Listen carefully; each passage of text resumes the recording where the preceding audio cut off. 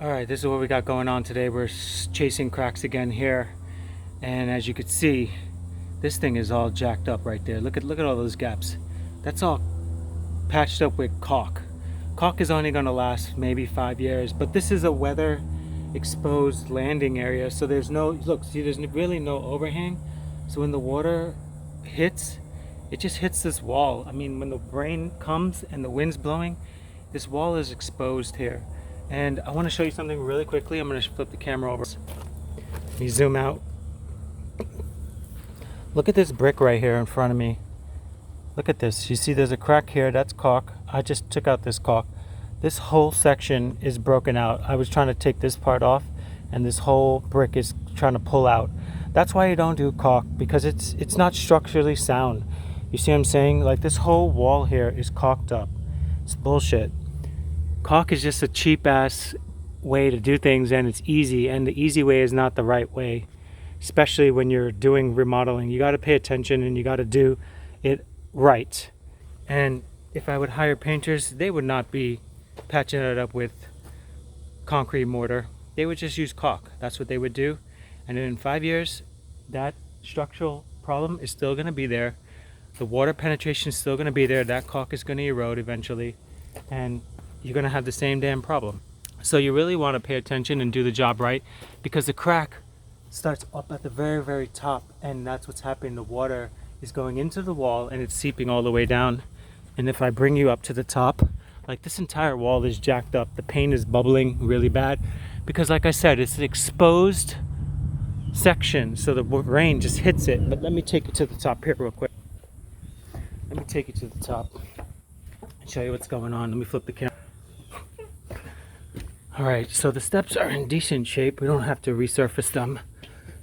But as you can see, look at this landing. Same situation. The slabs are in different sections and it's cracking up. The water is hitting this and it's seeping into the wall and it's destroying the wall. And all of those little holes are probably where they had anchors for previous handrails, and they just never patched it up. And you see the crack underneath there? It's seeping in. And here's this major crack right here in the corner. See, look at that thing. You can't caulk that thing up. They try to caulk it up. You can see it on the outsides. You can't caulk it up. You have to concrete mortar that thing back properly. This is all caulk here. But look, it's eroding away, man. It's not gonna do the job that you want it to do. So you have to really pay attention to doing the job right. So I'm scraping this off and I'm gonna hit it while I have the shade. And this is my Friday. Real estate investing, work never stops. You got to get in there and you got to do the job and do a damn good job. And you got to push your projects forward. You got to do whatever it takes. You can't expect your hired work to do the job right. I've hired plenty of contractors, plenty of contractors I've hired, and I've also fired straight from the job. I'm like, dude, here's the money for the work that you did. Don't come back tomorrow. Thank you very much. Because they're sticking, they're doing half-ass work, they're showing up to work late, they're leaving work early, they're not dependable, they're juggling all these different jobs, and it's bullshit. You got a big project to do, you finish the work, you do it right, and you don't dilly-dally.